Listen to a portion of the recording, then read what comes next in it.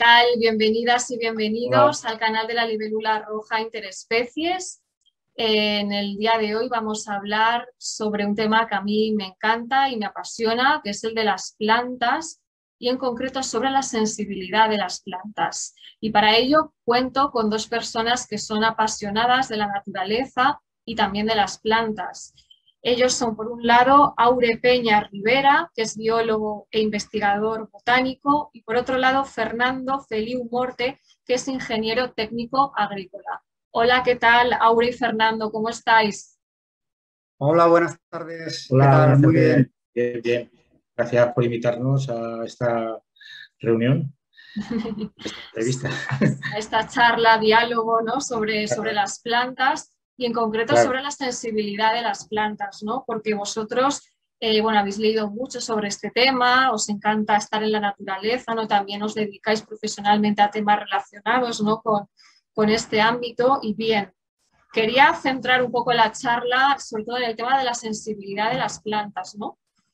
Y la primera pregunta que os quería hacer era relacionada precisamente con esto, sobre las plantas y sobre su sensibilidad, sobre si sienten las plantas. Yo la respuesta la tengo bastante clara, pero bueno, quiero que vosotros también me comentéis lo que pensáis, ¿no? ¿Sienten las plantas? Bueno, sentir, vamos a ver, tenemos que pensar un poco que son otro tipo de seres, ¿no? Sentir no sabemos si sienten, pero sí que está clarísimo y no tenemos ninguna duda que responden a estímulos, ¿no? Estímulos, pero de muy diversos tipos. O sea, pueden responder a temperatura, responder a la luz, responder a la humedad. Aparte es que son estímulos necesarios para poder sobrevivir, incluso se llegan a comunicar entre ellas. Comentar una cosa, es que a propósito de esta pregunta, las respuestas las dieron ya investigadores en el pasado, empezando ya por el célebre famoso Darwin y luego dos investigadores más que crearon incluso aparatos para poder demostrar que las plantas sienten. Sí, precisamente Son, ahora eso vamos a hablar porque seguramente mucha gente no sepa que muchos investigadores, algunos investigadores científicos también se han dedicado a estudiar este tema con detenimiento y que hay algunos estudios realizados, algunas investigaciones y que también han arrojado ciertos datos al respecto, ¿no? Y seguramente algunos además son muy conocidos y la gente es posible que no conozca sobre estas investigaciones. Así que si queréis podemos hablar un poquito de ellos, ¿no? Por ejemplo, empezando por Charles Darwin, que mucha gente seguramente no sabrá que Charles Darwin también investigó sobre las plantas, ¿no? ¿Qué es lo que Ah, investigó y a qué conclusiones llegó? un gran desconocido, además es que ha sido oscurecido también por la mala fama que le colgaron, ¿no? Parece que todo se ha centrado en su obra sobre la evolución de las especies y el origen del hombre, y en realidad tiene una cantidad de obras sobre plantas fascinantes, ¿no? O sea, desde obras que hacen referencia de sus respuestas a los estímulos, obras relacionadas con las orquídeas, o sea, lo de las orquídeas es una pasada, todo lo que él comenta, e incluso en aquella época, parece que hoy en día es un tema de moda y en aquella época nadie hablaba de él, sobre las emociones en los animales y en las personas. Es muy interesante. sí, Y no sé si queréis sí. comentar brevemente alguna de estas investigaciones, cómo las llevó a Sí, cabo y luego también qué conclusiones sacó, ¿no? Sobre las sí. mismas.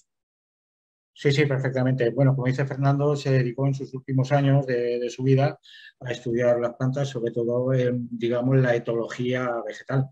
Es decir, el comportamiento de los animales ya estaba iniciado, se habla mucho de ese comportamiento, de esa conducta, pero de la conducta de las plantas no había nada.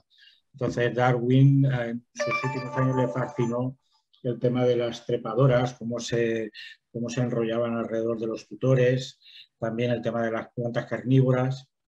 Y como dice Fernando, el tema de las orquídeas también, pero sobre todo en el tema de la conducta vegetal, los libros sobre las trepadoras y las carnívoras dieron mucha luz sobre este tema de si las plantas sienten o no sienten, si incluso se mueven o no se mueven.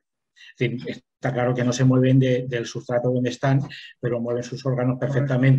perfectamente como demostró Darwin, como vio Darwin que era así. E incluso Darwin llegó a afirmar, nunca afirmó que las plantas tuvieran neuronas, por supuesto, pero sí que afirmó que los movimientos de las plantas no eran tan diferentes a los movimientos de los animales. ¿De acuerdo? Es decir, Incluso, bueno, hasta han llegado a desarrollar en la evolución órganos que les ayudan, por ejemplo, a buscar la luz, ¿no? Ahí tenemos, por ejemplo, una planta de vid, siempre va a tener unos zarcillos con los cuales se va a enganchar otras plantas, se va a enganchar otras ramas, siempre en busca de la luz. Incluso plantas como los rosales tienen unos aguijones que también los pueden anclar. O si no, vamos a ver el sistema radicular de una hiedra, que se adhiere a una piedra, a una pared, a una roca. Bueno, es impresionante los mecanismos que tenemos. También de alguna forma comparaba, aunque está claro que no es comparable, pero el sistema nervioso, ¿no?, de los seres, bueno, de los animales, ¿no?, y de los mamíferos, por supuesto que no son iguales, ¿no?, pero también identificó como un sistema de alguna forma que se podría equiparar, aunque sea ligeramente, ¿no?, en las plantas, ¿no? Sí, digamos un sistema primitivo, Sí. pero claro, es conocido de todos que muchas veces en las plantas, cuando hay una plaga cerca o una plaga ataca a otras plantas, empieza a generarse una respuesta. A veces se generan sustancias que defienden, otras veces incluso son sustancias tóxicas que le van a prevenir de los animales y otros ataques. En fin, las defensas son múltiples. Sí, Darwin equiparó el cerebro de un animal precisamente al final de la raíz principal, la raíz que busca el agua. Es decir, la raíz digamos, no se tropieza con el agua, sino que la raíz busca activamente el agua. De hecho, tenemos el ejemplo tan conocido de especies como el chopo o la higuera, que las raíces pueden alcanzar 30 metros buscando luego el agua perfectamente por debajo de tierra. Y luego también Pero se habla de que las raíces entre sí también se comunican de alguna forma, ¿no? Por ejemplo, cuando hay un bosque, que ese bosque de alguna forma, todos los miembros del bosque, todos los árboles se interconectan, ¿no? Hay como una comunicación entre ellos. Claro, igual que esas señales eléctricas van de la raíz, por ejemplo, a las hojas, los frutos, las flores, pues claro, las raíces al estar interconectadas, esos estímulos van a parar y esas señales eléctricas van a parar a todos los miembros del bosque. ¿De acuerdo? Sí, sí. No sé si queréis comentar algo más sobre Darwin o si queréis hablar de algún otro investigador. Bueno, Darwin, como es del siglo XIX, fue del siglo XIX un predecesor y bueno, pues él se emocionó con el comportamiento de las plantas. De todas formas, fue Bose, un investigador de Bangladesh, bengalí, el que creó un aparato que medía, primero observaba y luego medía los movimientos de las plantas. Los movimientos de las plantas son muy lentos, por eso nosotros no los percibimos. Entonces él inventó este aparato para, digamos, amplificar ese movimiento de las plantas al recibir los estímulos. Y fue el primero que demostró que las plantas sentían. También eso lo podemos comprobar en nuestro día a día, por ejemplo, si tenemos una planta y la cambiamos de sitio y a lo mejor las hojas están girando hacia otro lado que no es hacia donde está la luz solar, veremos al cabo de los días que seguramente las hojas se han movido, ¿no?, y están dirigidas hacia la luz. Eso es una forma de comprobar que realmente sí que se mueven y buscando esos estímulos, como decís, ¿no?, para, claro. pues, para alimentarse. Ellas tienen muchos órganos sensoriales que nosotros no tenemos, por supuesto. Nosotros tenemos los sentidos que todos sabemos, pero ellas tienen muchísimos más. Ellas están analizando continuamente su entorno porque lo necesitan para sobrevivir. Es un análisis perpetuo de todo lo que pasa a su alrededor. Sobre lo que comentabais del biofísico y botánico, ¿no?, Bose, decís que es el primero, bueno, que investigó un poco las reacciones de las plantas a las ondas electromagnéticas, ¿no? De alguna forma, ¿a qué conclusión llegó él con sus investigaciones? Bueno, con el movimiento, ¿no?, que habéis comentado, ¿no?, que las plantas se movían según, pues, determinadas, ¿no?, buscando determinados estímulos, ¿no?, y patrones. No sé si hay alguna otra cosa que... Esos estímulos le llegan a la planta a través de esos órganos sensoriales desconocidos para nosotros, porque sobre las plantas y sobre este tema hay muy poco estudiado, hay muy pocas experiencias y a lo que Bose llegó es que esos estímulos producen señales eléctricas que van a parar al resto de la planta. ¿De acuerdo? Y entonces la planta reacciona acorde a esos estímulos. O se retrae o se pone en movimiento con las hojas, o incluso si hay plagas, si hay un aumento de un gas determinado, entonces la planta reacciona para seguir viviendo en las condiciones que le interesan.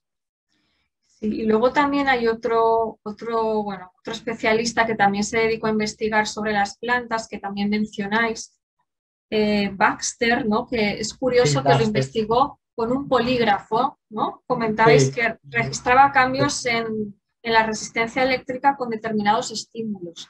Y no sé a qué sí, conclusiones llegó. ¿Cómo empleaba este polígrafo? este hombre se basó precisamente en las investigaciones de Bose.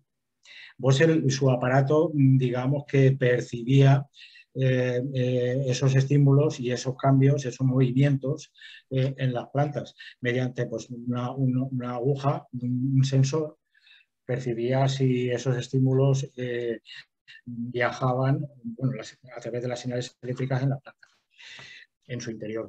¿Cómo? No se sabe. Se dice que por el floema y por el xilema, pero esto no está claro. No hay investigaciones aún en este sentido. Claro, Baxter es una historia muy curiosa porque Baxter era un policía, estaba encargado de los polígrafos estos que detectan las mentiras y una noche se le ocurrió conectar el polígrafo a una planta que tenía en el despacho, que era una drácena, y sacó una conclusión que en principio pues, le causó algo de miedo, porque resultó que el polígrafo respondió. Entonces, claro, el polígrafo está destinado a descubrir las mentiras pues, de las personas, de delincuentes. Y claro, digamos que cuando la persona le hacen una pregunta y esa pregunta le incomoda, eh, eh, hay una resistencia, hay cambios de frecuencia y entonces el aparato lo detecta, ¿no? Porque es una cosa que le molesta al individuo, le molesta a la persona. Entonces él dice, bueno, pues voy a coger voy a cortar un trozo de hoja y voy a poner el aparato a la planta y a ver qué pasa.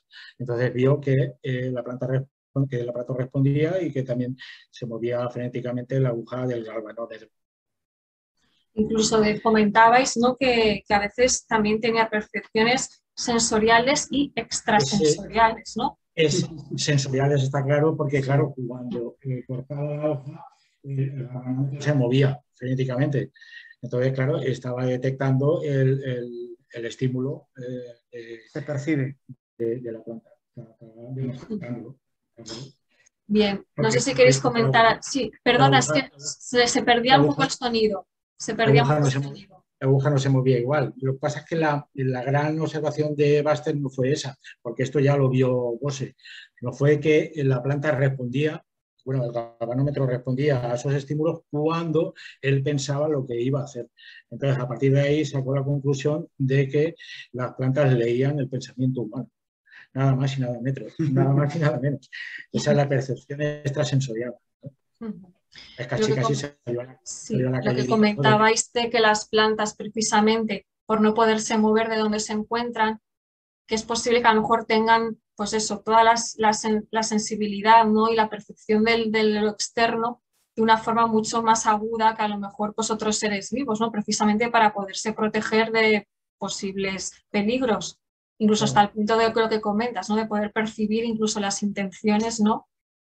A lo mejor si lo sí, percibimos como energía también, los pensamientos, pues también es claro, posible que puedan, pues eso, desde ese sí. punto de vista a lo mejor pues poder llegar a ese tipo, ¿no? de estímulos.